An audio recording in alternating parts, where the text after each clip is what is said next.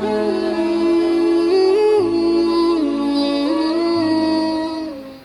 subuh ini adalah sholat sebenarnya yang agak berat dilakukan kecuali oleh orang yang imannya kuat.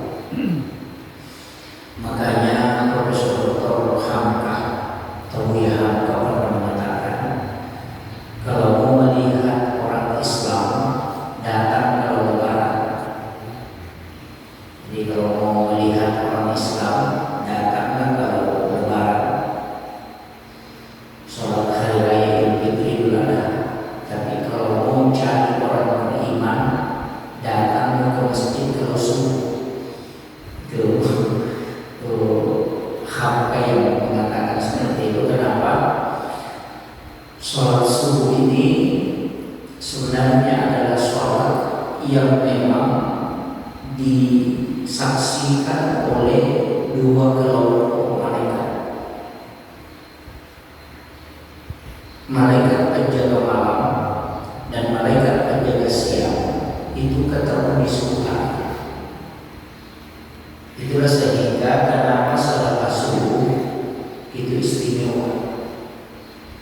Jadi sedekah subuh itu sangat istimewa karena didoakan oleh dua kelompok malaikat. Makanya waktu itu sebenarnya Allah sudah bagi. Bahkan ada waktu itu sebelum masuk subuh, di dalam Al-Quran disebutkan wabil azhari hum yastaghfirun. Di waktu sahar hendaknya kalian beristighfar. Jadi waktu sahar itu adalah 10 menit, sekitar 10 atau 15 menit sebelum masuknya waktu subuh. Kita sering mengatakan makan sahur. Jadi kalau Ramadan kita puasa, itu sering kita mengatakan makan sahur. Makan sahur itu sebenarnya adalah bagian dari bahasa Arab. Ketika mengatakan sahur itu dari kata sahar. Jadi sahar itu sekitar 15 menit. Jadi pas waktu imsak kalau Ramadan itu sudah masuk sahar. Itu waktu memang Allah yang meminta kita. Jadi waktu itu kadang orang tidak memanfaatkan. Memang Allah yang meminta. Wabil azhari hum yastaghfirun. Di waktu sahar hendaknya kalian beristighfar. Maka kalimat yang paling agung kita ucapkan pada atau kita lantunkan menjelang azan subuh adalah kalimat istighfar.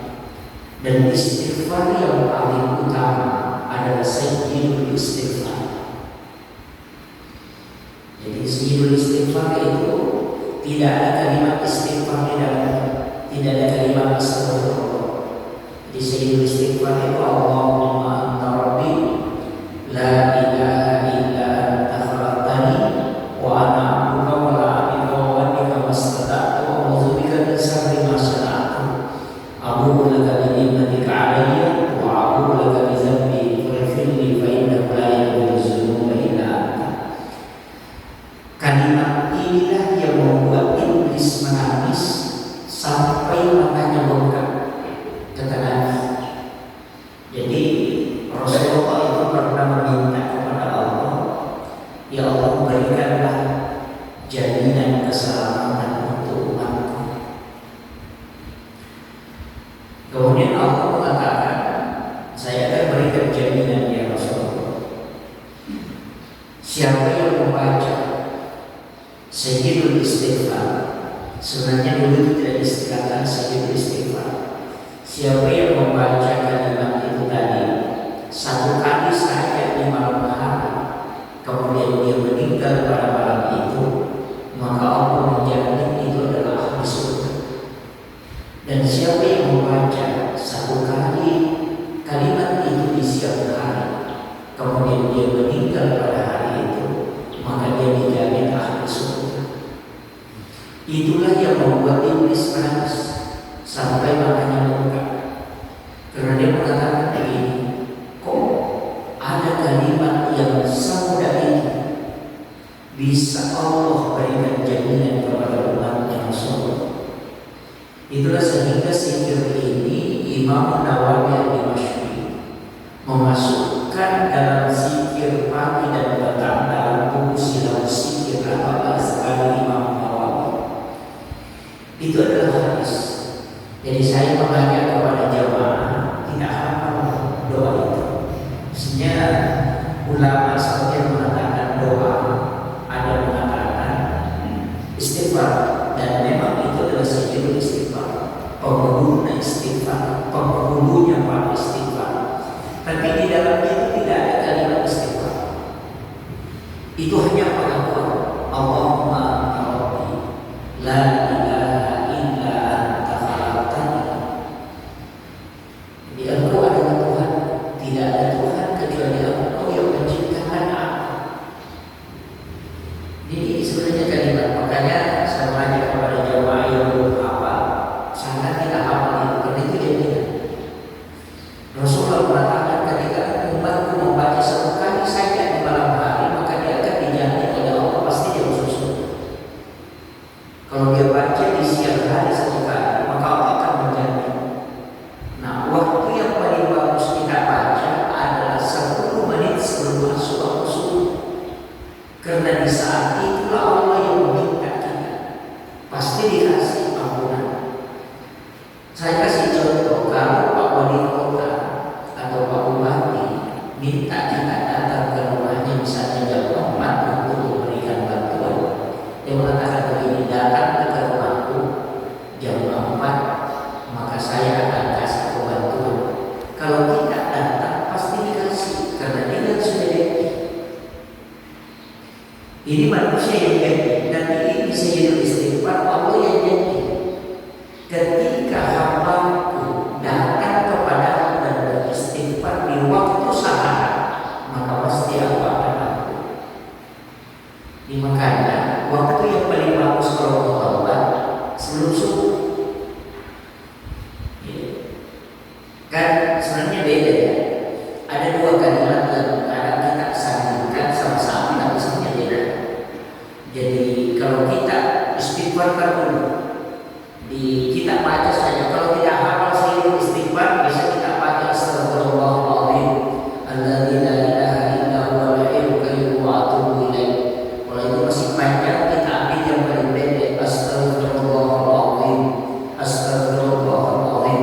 Kalau masih panjang, kita ambil yang paling pendek, astagfirullah, astagfirullah. Tapi kalimat istighfar itu dari kata istighfar, itu maknanya menutup.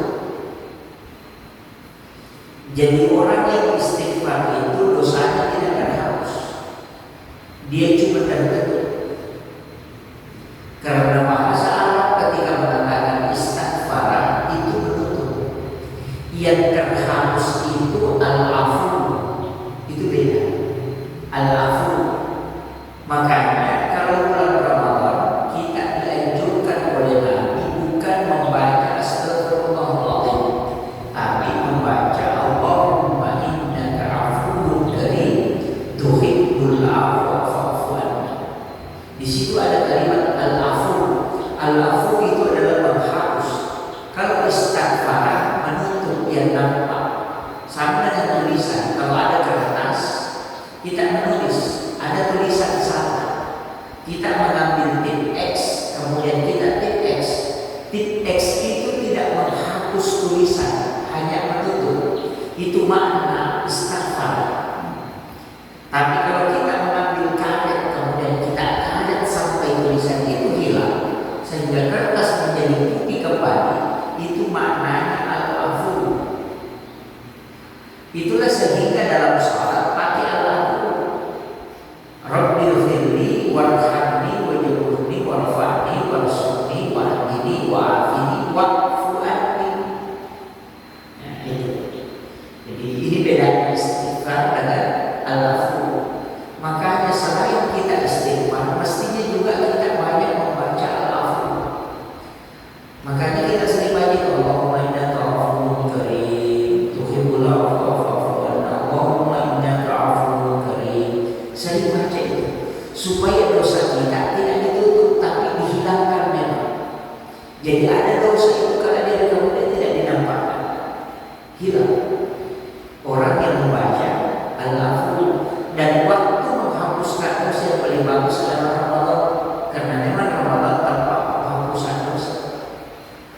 Kalau di luarnya itu ditutup. Nah, ada dua kalimat yang kadang kita hampir mengatakan sama padahal beda. Taubat dan istighfar. Ini sering orang samakan, padahal beda sekali. Taubat itu dari kata taba yatubu taubatan. Kalau istighfar dari kata istighfar. Jadi nanti orang yang istighfar itu bukan taubat. Seringkali ada orang bilang, saya taubat setiap hari. Sudah taubat? Iya. Bagaimana cara bertaubat? Saya istighfar. Itu bukan, itu keliru. Taubat itu bahasa Arab, istighfar juga bahasa Arab. Kalau taubat itu bahasa Arab dari kata taba yatubu taubatan, kembali. Kalau istighfar itu menutup.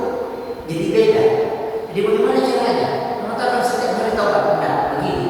Taubat itu kembali, artinya kembali kita harus memikirkan atau mengingat, merefleksi diri, muhasabah diri. Nah, ini yang kembali mengingat kesalahan-kesalahan kita.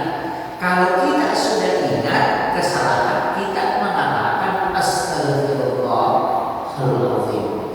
Jadi taubat itu kembali. Beda ya, taubat itu kembali. Makanya kita diminta oleh Allah merenung. Sebelum tidur merenung. Istilahnya merenungkan apa kesalahan yang kau lakukan, mulai dari sejak kau bangun sampai kau balik di tempat ini. Pada saat kita sudah mengingat, disitulah kita membaca astagfirullahaladzim. Jadi cari kesalahan baru kau tutup. Kenapa kita disuruh mengingat? Allah tahu kesalahan kita, sekecil apapun kesalahan kita Allah tahu. Tapi kenapa Allah menginginkan kita tahu? Karena Allah ingin kalau kita mengakui. Sama dengan anak sekolah, kita sudah tahu dia yang pecahkan kaca jendela di sana. Kemudian kita panggil dia, baru ditanya. Oh, anak sekolah itu kan kalau dia bilang, oh saya pecahkan, dia sudah mengakui kesalahannya, berarti dia sudah tobat. Kalau dia mengatakan maafkan saya, itulah sebenarnya pengampunan. Kan begitu. Jadi kuncinya ingat dulu kesalahan, istighfar. Itu yang dimaksud taubat yang diikuti istighfar. Makanya orang yang dulu merenungkan kesalahannya di masa-masa silam, kemudian meneteskan air mata, itu orang yang dirindukan oleh Allah. Iya. Jadi tidak ada orang yang tidak ada kesalahannya. Jangan bilang ini dia benar. Tidak ada orang yang tidak ada kesalahannya. Semua orang punya kesalahan. Pasti. Karena Allah yang bilang, Inna Allah yuhibbut tawwabina wa yuhibbul mutatahhirin. Allah suka orang yang berbolak-balik bertaubat.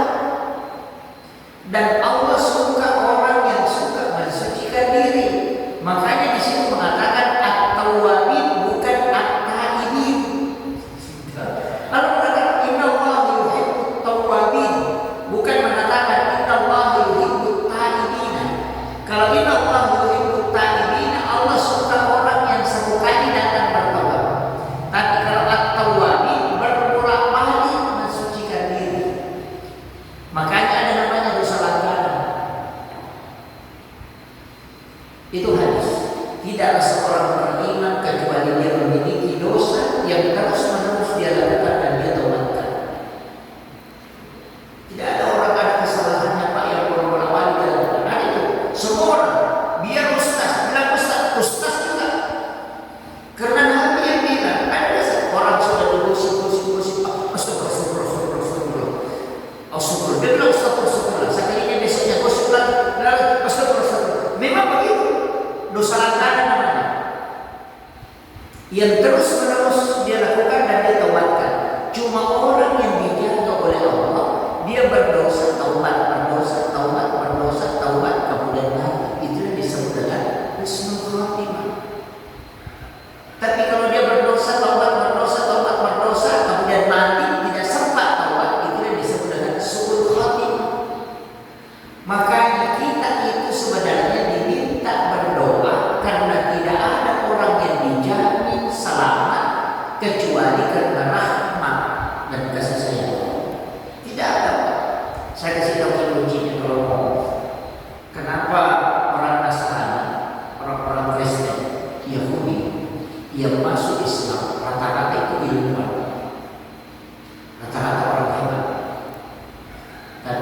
Islam yang masuk Kristen itu rata-rata biasa karena harta. Seperti itu. Kenapa? Ini yang jarang orang sebenarnya ingin buka. Islam itu agama yang memang sangat tinggi. Orang Barat ketika dia di puncak ilmunya, dia akan masuk Islam. Kenapa? Karena dia akan menghadapi semua situasi yang di luar dari nalar. Begini, seandainya, saya tidak bisa kunci, seandainya ilmu pengetahuan atau pengetahuan kita terhadap sesuatu yang menyebabkan kita bisa selamat, maka tidak ada orang yang jatuh gara-gara kulit pisang. Karena hampir semua orang tahu kalau kulit pisang itu licin kalau diinjak. Tapi kenapa masih bisa jatuh? Padahal dia sudah tahu. Coba di orang kalau injak kulit pisang, Pak, itu bisa jatuh. Padahal dia sudah tahu kalau injak kulit pisang itu tidak bisa jatuh. Tapi kenapa dia masih bisa injak? Karena manusia ini di luar kemampuannya tidak bisa menghindar. Makanya orang yang kena bala jangan menyesal. Kalau kita sudah berdoa, sudah berusaha terhindar, kemudian kita kena bala, jangan marah. Kenapa? Karena memang manusia tidak mampu menghadapi itu, tidak mampu mengcancel bala yang telah ditakdirkan pada Allah. Begitu saja kuncinya.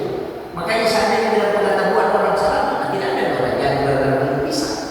Karena semua kita tahu kalau itu kulit pisang itu bisa jatuh. Tapi kenapa masih bisa jatuh? Itu tandanya kita di luar dari kemampuan. Itu ada sentinya. Orang yang mungkin karena musibah kecelakaan itu pasti lari. Tak perlu istilah yang harus. Pasti. Ada saja. Saya beberapa kali mengalami insiden. Di situ saya yakin betul bahwa memang kita di luar dari kemampuan kita. Kita sudah berdoa sebelum jalan, sudah perbaiki jalan. Kenapa sih berjalan? Saya bisa mengatakan, kenapa saya masih tadi saya ke sana, kenapa bukan ke sini? Makanya orang yang bukan musibah itu pasti didalilkan. Jadi makanya itu di luar kemampuan kita. Teknologi itu bila mengatakan canggih begini itu di luar. Seandainya bila ilmu orang bisa selamat, dokter kanker tidak akan kena kanker. Tapi kenapa? Kita masih ingat Menteri Kesehatan itu ahli kanker dan itu kena kanker dan meninggal karena kanker. Allah ingin buktikan bahwa segala sesuatu ada pada kendali. Sama dengan orang kaya itu bukan karena ilmunya. Banyak orang sekolah sampai ke luar negeri ambil jurusan ekonomi, profesor ekonomi, tapi jadi anak buah di perusahaan. Tapi ada orang anak SMA tidak tamat SMA bisa kaya. Kenapa? Allah ingin beritahu bahwa rezeki itu saya yang pegang. Iya, ada orang bekerja dengan ilmunya sudah sarjana kemudian bekerja mencari rezeki. Ekonominya begitu-begitu saja. Ada juga orang tidak pernah belajar, tapi bisa kaya. Itu karena Allah yang pegang. Jadi tidak usah permasalahkan kehidupan seperti itu. Allah sudah mengatur kehidupan. Ada yang diberikan nikmat, ada yang diberi cukup. Yang diminta adalah cuma tiga. Man lam yashkur ala nama, wa lam yasbir ala bala, wa lam yarda ala qada. Itu saja yang tiga. Man lam yashkur ala nama, siapa yang tidak bersyukur terhadap nikmat, wa lam yasbir ala bala, dan tidak bersabar kalau kena musibah, wa lam yarda ala qada, dan tidak ridha terhadap takdir. Allah mengatakan, wal yakhruj minal ardi wal yad'u rabban siwa. Keluar dari bumi, cari Tuhan selain. Itu dikunci. Makanya muhasabah ini kuncinya satu, banyak bersyukur, banyak bersabar, kemudian ridho terhadap takdir. Kalau sudah selesai itu kehidupan sudah selesai. Cuma kadang kita ini Pak pusing gara-gara itu.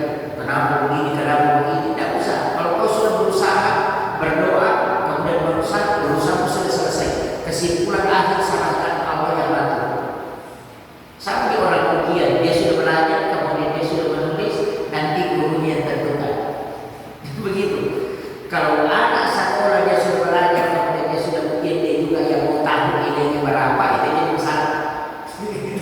Itu yang bikin pusing. Makanya banyak orang stres karena begini. Dia sudah berdoa, sudah berusaha, juga mau tahu kesimpulan terakhir. Yang itu bukan urusan tahu. Makanya dalam perkataan 45 berbuat saja, nanti urusan terakhir Allah yang urus. Itu saja kuncinya. Kemudian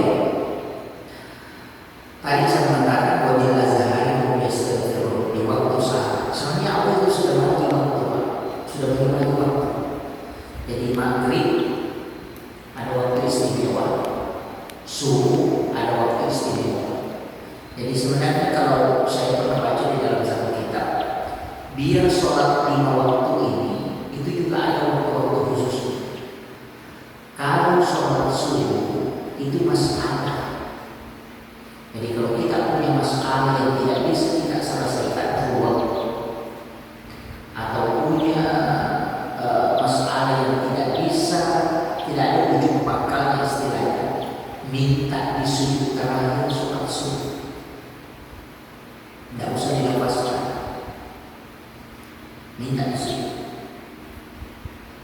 Nanti Allah yang kasih benar.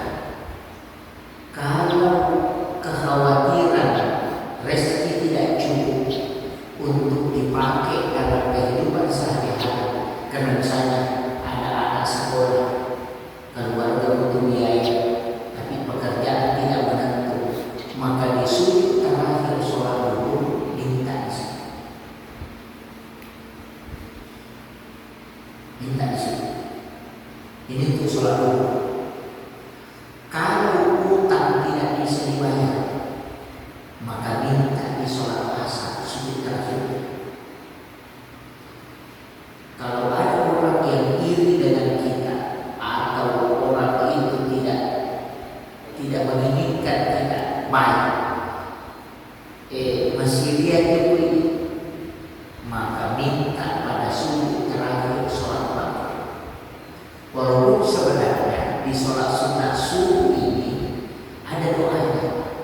Di kitabnya Imam Ghazali itu mengambil satu hadis Nabi ketika Rasulullah berwasiat kepada umatnya, sahabatnya, siapa yang membaca surah Al-Insyirah pada rakaat pertama dan surat ini yang kalau sholat sunnah subuh surah Al-Insyirah, dan yang kedua di Indah fi Quraisy surah Al-Qur'an. Jadi Al-Insyirah rakaat pertama sesudah Fatihah, kemudian diidah fi Quraisy pada rakaat kedua. Rasulullah mengatakan siapa yang membaca itu pada sholat sunnah subuh, maka tidak ada musuhnya yang bisa mencelakai.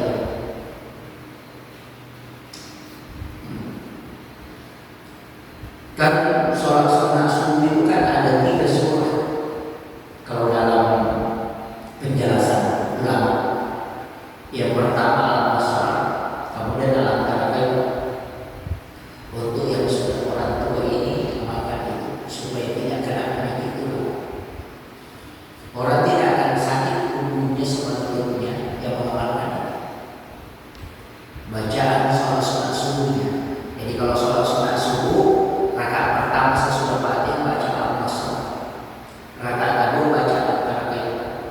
Selain untuk panjang umur, apalagi sunnah itu juga untuk orang yang mengamalkan itu insya Allah tidak kena penyakit itu, termasuk penyakit lutut dengan punggung itu. Tidak. Biasanya ada orang itu minum punggungnya atau lututnya, suruh baca insya Allah. Atau ada orang yang sering sakit lututnya suruh amalkan itu bukan hadis, karena itu ilmu hikmah. Jadi kalau orang cari hadisnya tidak bakalan ketemu. Dan hadisnya cuma ulama kita dulu mengamalkan itu terus-menerus, kemudian dibukakan pintu kasyaf bahwa surah yang kau baca ini fungsinya begini. Dari situlah dia mengajarkan bahwa siapa yang membaca Al-Asr pada rakaat pertama, Al-Tarakai pada rakaat kedua, maka dia tidak akan kena penyakit tulang, termasuk sakit lutut dan sakit punggung itu tidak kena.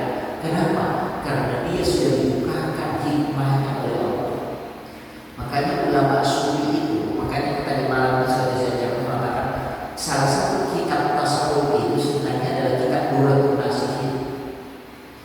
Yang banyak orang mengatakan itu hadis-hadis lemah. Duratul Nasihin itu waliullah yang menulis. Makanya ini penting kita pakai. Kalau alam nasrah pada rakaat pertama, liila di Quraisy pada rakaat kedua, itu ada hadis. Tapi fungsinya kalau orang masuk di politik, masuk di pejabat, amalkan itu. Karena tempat yang paling banyak orang iri itu jabatan. Sekarang, dulu tidak. Sekarang paling banyak orang iri itu kalau jabatan. Karena orang berlomba-lomba sekarang untuk jabatan. Dulu itu orang dikasih jabatan tidak mau di masyarakat. Paling takut. Dia lebih penting menjadi rakyat biasa. Makanya dulu itu ketika Islam ditata, atau saya pernah baca sejarahnya di masa Khalifah Abu Bakar As-Siddiq itu pernah menang. Ini sekarang tidak pernah dilakukan. Jadi pasar itu diharamkan menjual untuk orang yang tidak paham agama. Coba itu Abu Bakar. Imam Malik juga pernah lakukan. Jadi penjual itu tidak boleh menjual kalau tidak paham hukum jual beli. Sekarang siapa bisa menjual? Makanya banyak yang curang. Banyak yang mengurangi imam. Dulu itu tidak boleh menjual kalau tidak paham ilmu jual beli. Jadi dia ditata, pokoknya diperiksa di pasar satu-satu, ditanya satu-satu itu. Kayak orang mau tes masuk jabatan, dites satu-satu. Kalau dia tidak tahu hukum jual beli, tidak tahu ini yang dilarang dalam jual beli, ini yang dibolehkan, maka tidak boleh menjual.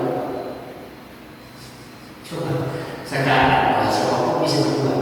Makanya banyak yang curang. Itu tidak ada sekarang. Kemudian saya katakan inilah kuncinya alam asrar dengan nilai Quraisy. Tapi ada di kitab Hasinatul Asrar.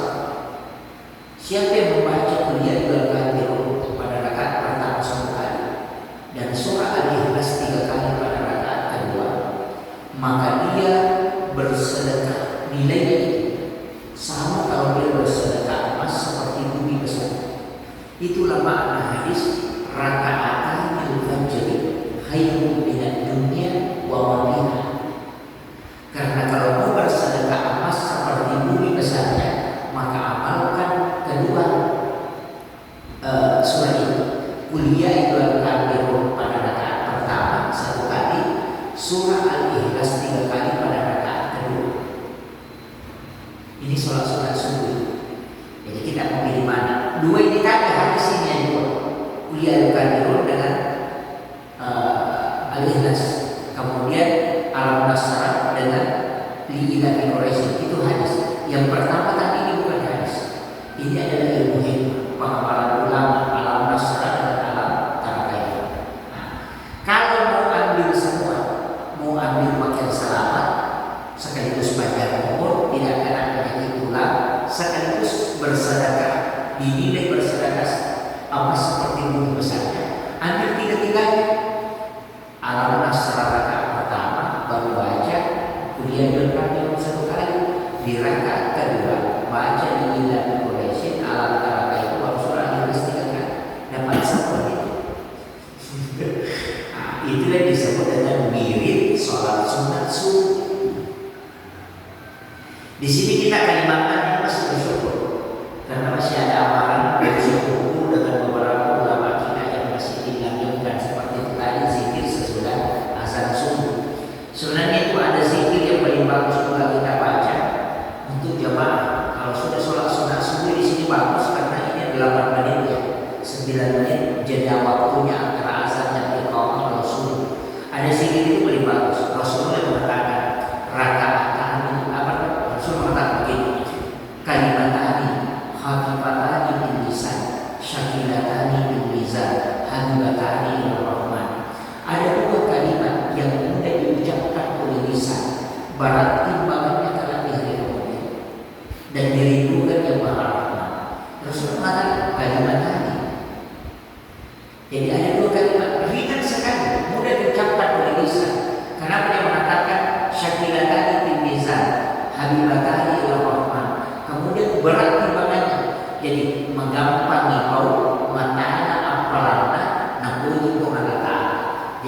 mudah diucapkan, berat timbangannya, dan Allah sangat suka. Kalimat itu simpel. Subhanallah wa bihamdihi, subhanallahil azim. Itu zikirnya malaikat. Itu dibaca 100 kali. Hikmahnya Pak, tidak ada orang fakir yang mengamalkan. Makanya sesudah sholat sunat subuh baca itu subhanallah wa bihamdihi, subhanallah wa bihamdihi, astagfirullahaladzim. Gabungkan 3. Jadi subhanallah wa bihamdihi, subhanallahadzim, astagfirullahaladzim. Baca 100 kali. Insyaallah. Hidup itu tersenyum. Sebenarnya kan begitu. Yang tidak cukup itu perasaan. Nah, sebenarnya rezeki sudah cukup. Ini perasaannya selalu kurang. Kalau mau perasaannya selalu dicukupkan, amalkan. Orang yang rakus kan di sini, perasaannya tidak pernah cukup. Padahal rezekinya sudah banyak. Jadi amalkan saja subhanallah wa bihamdihi, subhanallahil azim, astagfirullahaladzim. Subhanallah wa bihamdihi, subhanallahil azim, astagfirullahaladzim. Itu dibaca kalau sudah sholat sunat subuh, baca 100 kali. Kalau sudah sholat zuhur, itu yang zimatnya baik kan di Ka'bah itu ada 4 tulisan di pintunya. Pas pintu Ka'bah, itu kan pintu Ka'bah itu kainnya terbelah. Yang pas di pintunya itu ada 4 tulisan, 4 baris tulisan. Itu barisan pertama. Ada di situ di tulisan pertama. Makanya orang tua mengatakan simak Ka'bah. Itu bacaan 400 ulama berkumpul untuk memutuskan menulis itu di pintu Ka'bah paling atas. Jadi doanya itu simpel. La ilaha illallah malikul haqqul mubin Muhammadur Rasulullah shadiqul wa'id. Jadi kalau orang bilang wajib simak Ka'bah, kayaknya bisa. Karena dia itu di pintu Ka'bah. La ilaha illallah malikul haqqul mubin Muhammadur Rasulullah shadiqul wa'id. Itu waktunya dibaca paling bagus sesudah sholat zuhur. Kalau sudah sholat zuhur amalkan 100 kali. Wirid, jadikan wirid 100. Apa fungsinya? Ulama yang sudah beramalkan itu mengatakan, siapa yang membaca 100 kali sesudah sholat zuhur, maka sampai keturunannya tidak akan miskin. Bukan saja ini yang dijamin, tapi anak-anaknya juga tidak ada macam. Kalau sudah asar, Rabbi shrah li sadri wa yassir li amri, sampai di situ. Jangan tambah wahdul datang dari saya kalau tidak usah. Kalau sudah sholat asar, Rabbi shrah li sadri wa yassir li amri, sampai di situ baca 100 kali. Supaya apa? Engkau tidak akan hidup dengan utang. Dan segala kesusahan yang kau alami pasti ada yang bantu. Allah mengutus orang yang akan bantu kita. Allah akan mudahkan. Ya. Saya rasakan betul itu. Wirid ini saya rasakan betul. Terlepas dari beberapa orang yang saya rasakan betul.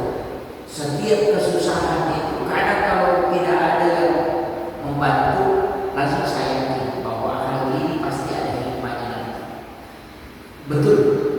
Saya beberapa kali, saya terakhir merasakan betul itu pada saat paspor, saya urus paspor beberapa tahun lalu. Itu karena ternyata di paspor itu harus 3 nama. Saya cuma tulis 2 nama. Cuma saya tulis Muhammad Yusuf. Ternyata harus masuk orang tua supaya 3 nama. Hanya Muhammad Yusuf Malu. Itu saya cuma tulis 2. Paspornya sudah jadi. Dan untuk merubah itu harus ada surat dari travel. Tadi saya tidak mau. Dan ini tinggal sekitar setengah jam sebelum tutup kantor. Dan saya harus pakai paspor itu besok.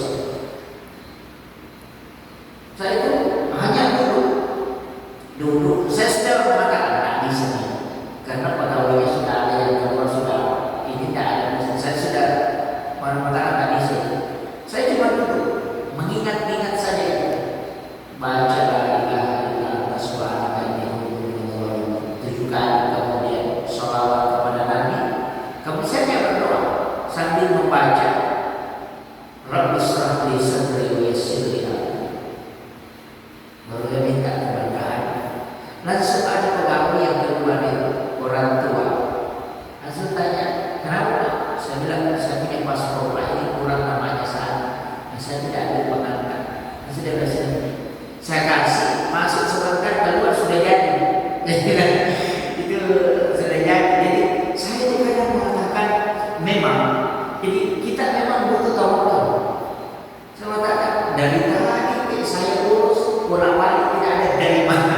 Tidak boleh, semua bawa kasih mengatakan tidak boleh, pimpinan yang mengatakan tidak boleh. Oh, ini bisa merubah.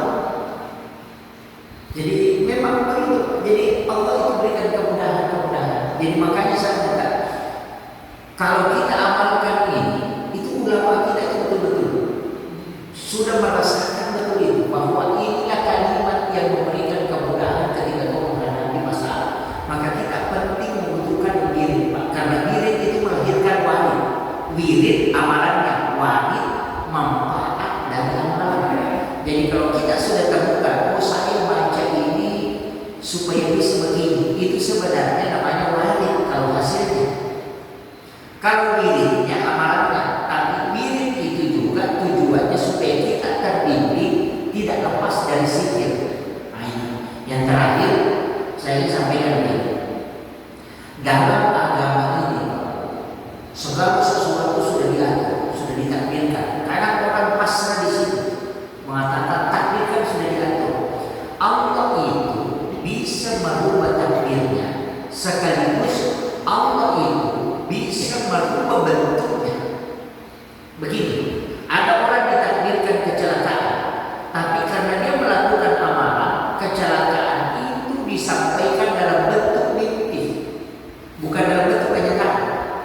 Jadi dia bermimpi karena musibah kecelakaan, artinya takdir Allah sudah sampai. Cuma sampainya tidak menyakitkan karena dia melakukan amalan tolak bala. Makanya Profesor Dr. Kiai ini mengatakan orang yang bermimpi karena musibah kecelakaan sebenarnya itu sudah ditakdirkan karena musibah. Cuma karena ada amalan tolak balanya sehingga Allah sampaikan dalam bentuk mimpi, artinya dia tetap merasakan tapi tidak menyakitkan. Itu. Jadi di situlah pentingnya sedekah subuh, di situlah pentingnya sedekah, di situlah pentingnya doa bala. Karena bala bisa sampai dalam bentuk mimpi, bukan dalam bentuk kenyataan. Begitu kuncinya agama sebenarnya. Makanya kita disebut yang bisa menolak bala itu kan doa. As-sadaqah tanda faul bala. Sedekah bisa menolak, tidak mengatakan menghilangkan. Tidak ada yang mengatakan orang berdoa balanya bisa hilang. Takdirnya enggak, dia mengatakan menolak artinya merubah.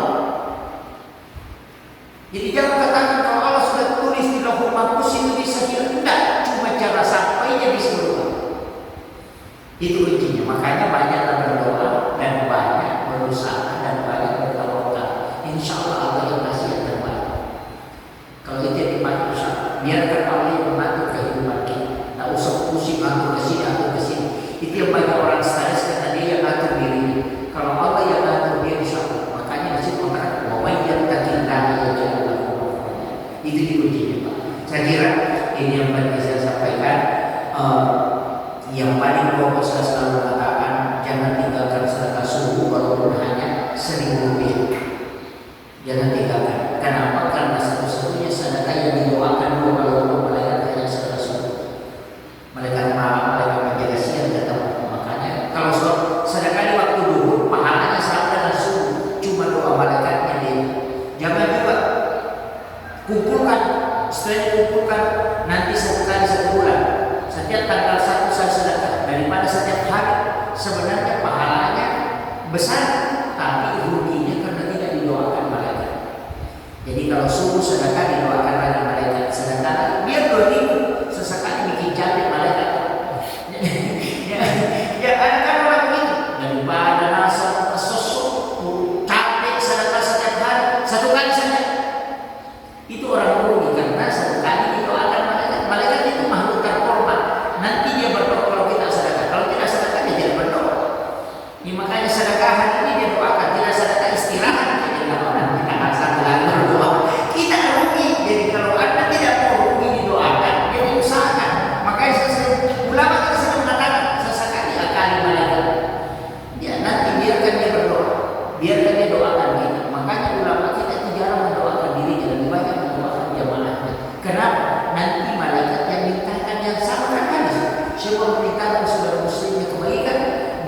Allah malaikat mengatakan kepada Allah, berikan juga dia seperti apa yang dia inginkan. Jadi yang paling pokok itu mendoakan orang, nanti malaikat doakan kita. Kalau malaikat berdoa tidak ada penghalang. Kalau kita masih banyak, maka doakan saja orang, nanti kebaikannya akan kembali ke kita. Itu kuncinya Pak. Kita akan sering berdoa selalu ujungnya, rumahku, istriku, anakku, hartaku, mobilku, motorku, ku semua. Itu pendek sekali kalau kita doakan orang lain. Orang di Bali ini Pak bisa tidak makan kalau pertanian tidak ada. Makanya doakan semua di sini orang sukses. Jangan doakan saya supaya laku. Bagaimana bisa makan kalau tidak beras? Kan begitu. Orang makan pisang di kota Pak itu karena kebun di sana itu di desa itu pun ada. Ikan bisa ada karena kita makan ikan karena pelaut berhasil. Maka doakan semua orang. Ya Allah berikan kesuksesan orang-orang yang menanam tanamannya, berikan kesuksesan orang yang mencari rezeki supaya rezekinya itu naik datang kita bisa dapat. Jangan doakan motorku apa doa selalu pendek. Ini kan penting. Jadi doakan agar orang supaya kita bisa dapat. Saya kira cukup sekian. Akhirul kalam. Allahumma muwaffiq ila aqwamit thariq. Nasrul min Allah wa barakatuh wa basyiril mu'minin. Assalamualaikum warahmatullahi wabarakatuh.